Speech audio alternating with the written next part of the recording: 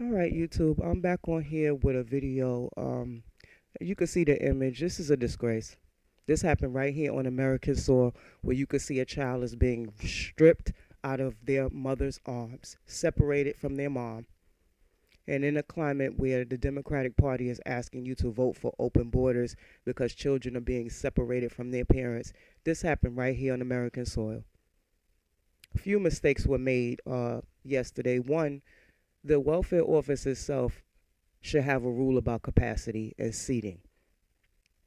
Once the seating is filled in the building, they shouldn't allow anybody else to come in. So that's one mistake that was made. The second mistake that was made was by that security officer, because instead of the security officer going to get a chair for the young woman, he or she obviously escalated some type of confrontation with this person, with this young woman, excuse me. So that's the second mistake that they made. The third mistake was made by the police, because police are supposed to de-escalate situations like that. That was a young girl with her baby, and they could have talked to her and got her to come back another day. What we saw was a disgrace. And this is in a climate where Democrats are encouraging you to vote for open borders. They will tell you about slavery, and yeah, we went through that and we persevered, but now that's not important no more. But we are still going through things like this where we are not respected in like certain situations. People will get into conflict. People will have attitudes. People will be upset. But cooler heads are supposed to prevail. That's a young lady. All of those women are like my age and maybe a little bit younger than me.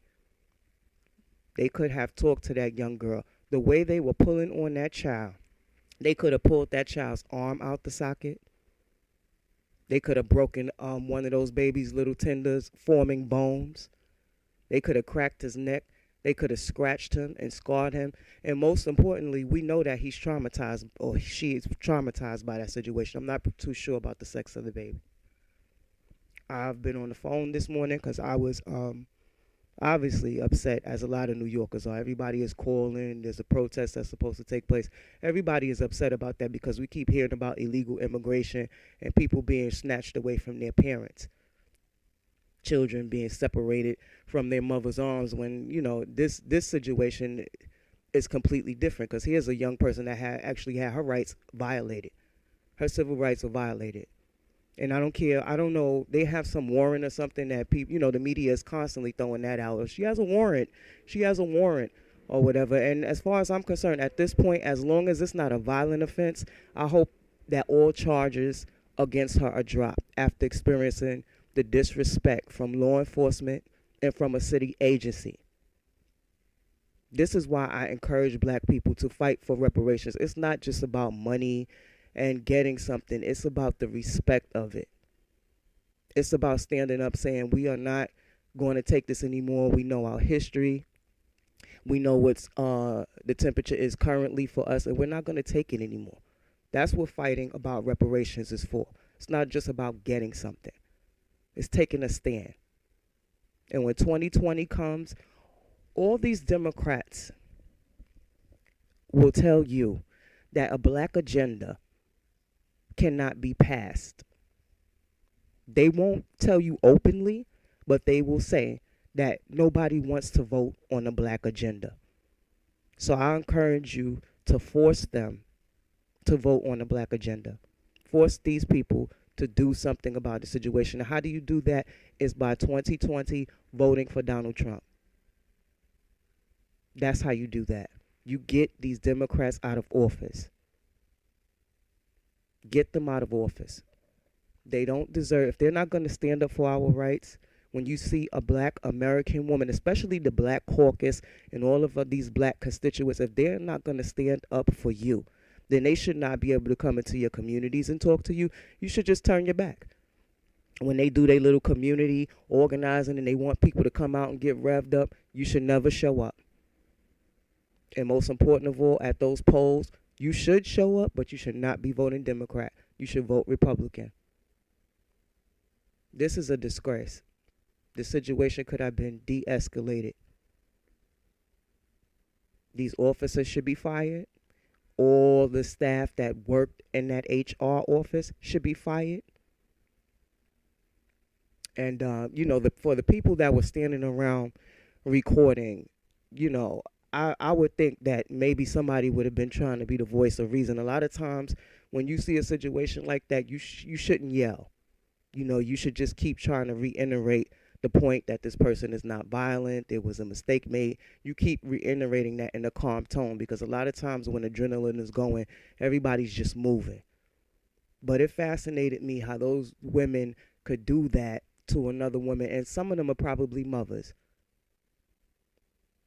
But this is the respect black women get. You get disrespected. You get people, constantly trying to disrespect you because you are a black woman. And I just happen to be one of those women that I'm not gonna stand for it. I will utilize any resource there is available to me to take care of whatever situation it is that I'm going through, especially a situation like that. That was terrible. So I'm going to link the video in case you haven't seen the video. I'm going to link the video in the description. If you want to leave a comment and tell me, what you think about it, that's cool. I would prefer if you can call, and it doesn't matter what state you're in, you can call our senators. Even if you're in another state, you can call Schumer up. You can call, you can't get a number for de Blasio, but you can call up the Brooklyn Borough president. He's Edward L. Adams, I believe. You can call up the Black Congressional Congress. You can call anybody you want to call. You're not limited to just contact the people in your state. You should just call everybody, because they're all wanting you to go out and vote 2020. They all want you to rally behind this impeachment of Donald Trump. Right? Never mind what's going on with you. This is what they want you to do. Worry about other people's children getting stripped from them, even though these people willingly break the law. She was just in a city building trying to get some help for herself, because that's what a human resources place, that's what it is. That's what it's for people, you need help.